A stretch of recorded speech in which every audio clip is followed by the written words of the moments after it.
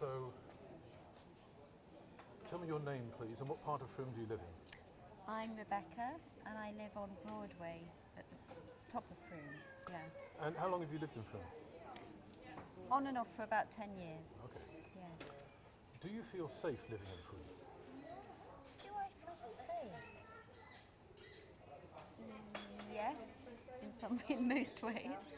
Yeah, I think so. I mean, it's not a place where you are going to be out and about at night in the streets and with fear of being attacked. I mean, safe. What I would say is that I feel Frome is going through a huge amount of transition at the moment, and I think that is creating a lot of turbulence between the different facets of Frome, because they've got the local, they've got the local people who've been there for generations, and then they've got a huge number of people moving in, and it's not a feeling of unsafety, but I think there's a feeling of a possible edge that's being exacerbated by the sort of wider situation that we're going through at the moment. And I think there are people who are kind of aware of that, but whether you can kind of stop the impacts of increasingly unaffordable housing, and so when I'm talking about sort of unsafety, I'm talking about on that level.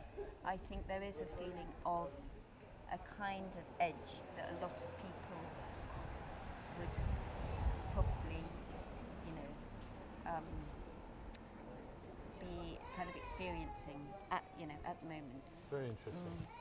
So there's no part of town that you would feel uncomfortable walking through in broad daylight or at night in particular, or you'd avoid? No.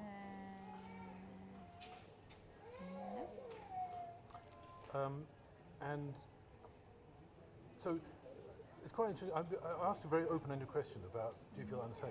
And people, because I haven't specified what the danger is, people tend to reply just with whatever is most prominent in their mind. Yeah. Of course, there are many, many different ways of being unsafe. And the one you brought up is a new one. That's really, I don't know, it's sort of social tension, I suppose. I don't know how to characterise it.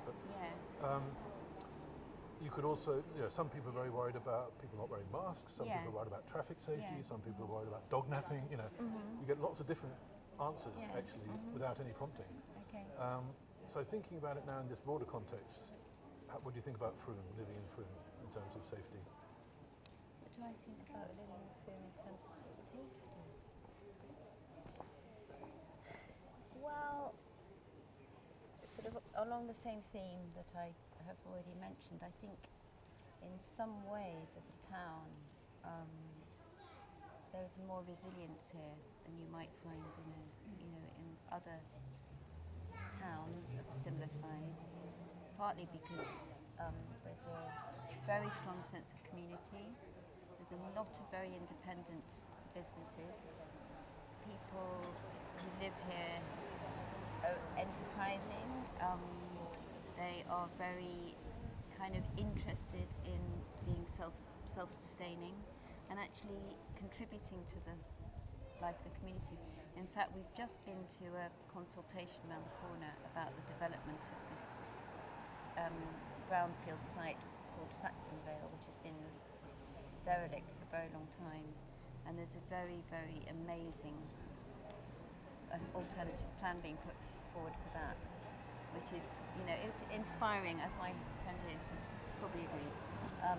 In terms of the vision for really enabling people to be contributors and find employment within the town and kind of keep a kind of life inside the town, which is, not true of places where it's all mainstream shops and, So it's quite unusual in that way. In terms of safety, I'm talking about the sort of global situation. We're probably doing pretty well, Really interesting answers, and your analysis of the sort of tribes, the old residents and the incomers is very interesting. But of course, it's probably more complicated than that. What other kind of tribes would you identify within Frome that are maybe particular to Frome? Well,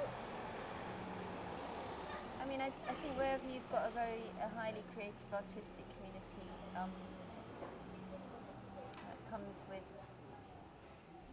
there's a strong what you'd call kind of alternative scene here, you know,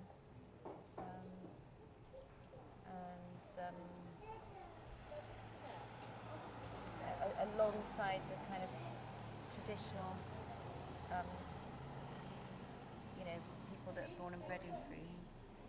So you know, it's an interesting mix. I suppose what I miss, having lived in London for a long time, is the lack of diversity. You know, it's culturally, it's still pretty monocultural. Essentially white middle class, you know. Well, as someone who's known Frome for closer to 60 than 50 years, I can tell you it was a lot worse. Yeah. Well, in that respect. Yeah, I've heard, and I actually remember that because I was at school not far from here. Oh, so right. I came to Frome a long time ago. Yeah, it's like it was billed as a slightly dodgy town, you know. So yeah, It was, wasn't it? Yeah, it was. Yeah, and I've heard from friends that were brought up here that it was certainly that. It's changed for the better, for Great. sure. Yeah. Anything else you'd like to add? Well, I was just saying to you that this part of this actual road we're standing on now, and Cheap Street down there, was if you look up the life of Reginald Perrin, you'll see that he comes to Frome and he walks up here and goes down there and remarks on what a very nice town this would be to live in. So he comes up this road Yeah. and then walks down Cheap Street. Yeah. Brilliant. Thanks for that.